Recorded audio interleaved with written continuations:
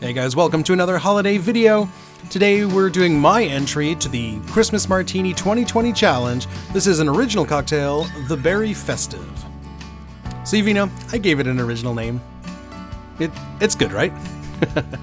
Okay, so before getting started, I just want to give a shout out to everyone who's participated so far in Christmas Martini 2020.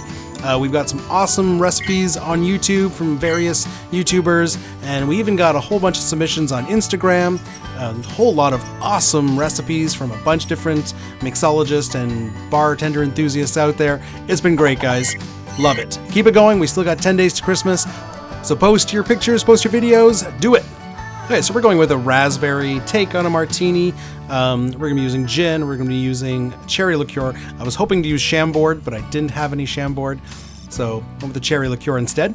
So 2 ounces of London dry gin. I still wanted to keep this gin forward, still wanted it to feel like a martini, just with a festive kick to it. So as I mentioned, I wanted to use Chambord, which is a raspberry liqueur. Didn't have any, so we're using Luxardo Sangue Morlacco, which is a cherry liqueur. It worked out great, but if you got Chambord, use that one. But either or works great. Okay, next up we have some raspberry syrup. We're going to do 3/4 ounce of our raspberry syrup. Now my raspberry syrup was not overly sweet, which is why 3/4 was not too much, but if you got be careful how much sweetness you put in there. Next up, 1/2 ounce of lemon juice, just to balance things out. And our last ingredients will be a couple dashes of Peychaud's bitters. Now, to be honest, I was mainly using these bitters for the color to add some red, but actually that Creole bitter flavors play nicely with the gin, so this did work out.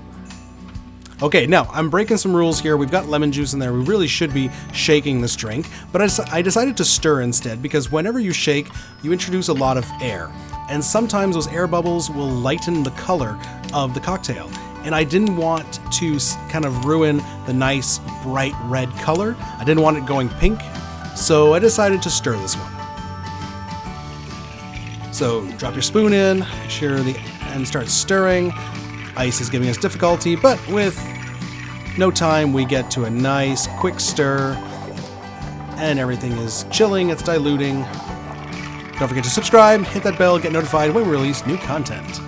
Okay, so good 20-second stir, everything is chilled, we're good to go. Let's get our martini glass. Obviously this is Christmas Martini 2020, we need a martini glass.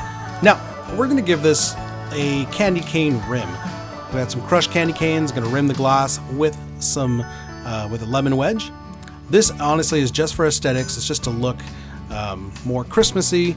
If you're worried that the peppermint flavor will clash with the drink, then just omit it, don't put it on.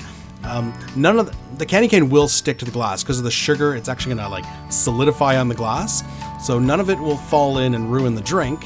However, whenever you bring the drink up to your nose, you will get that peppermint flavor whenever you sip it. So if you don't want that, I actually thought it actually played nicely with the drink, but that's me.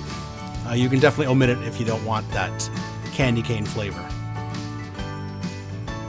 Okay, glass is looking nice. Let's get our julep strainer, and we will slowly pour our Christmas Martini into the glass. Look at that color, that bright red color. Isn't that beautiful? Okay, for garnish, obviously we're going to do some raspberries. We're also going to do a sprig of rosemary, and we're going to stick it through a couple raspberries. You might have to remove a couple needles in order to get it through, but I think we can fit 3 raspberries on there. And there you go. Look how beautiful that is. Look at that. And just place that in there. And there you have it. There is the Berry Festive, our Christmas Martini 2020 entry. Looking great. So how does it taste? Well, I was really happy with this cocktail. It's got the little bit of sweetness, you know, the raspberry syrup, it's got the raspberry flavor, it's sweet, but it's still very gin forward. This is not an overly sweet drink. The gin is still the star of the show. All those botanicals get in there. You get a bit of fruity notes from the raspberry, from the cherry liqueur. Chambord would also be very nice. The slight anise flavor from the Peychaud's bitters. But like I said, gin is really the key player here. And of course, hey, you get a little bit of candy cane peppermint flavor every time you give it a sip, which I really enjoyed. Okay, so that's it, guys. Hope you enjoyed that. Thanks to everyone who's participated so far in Christmas Martini 2020. We will see you next time, guys. Cheers.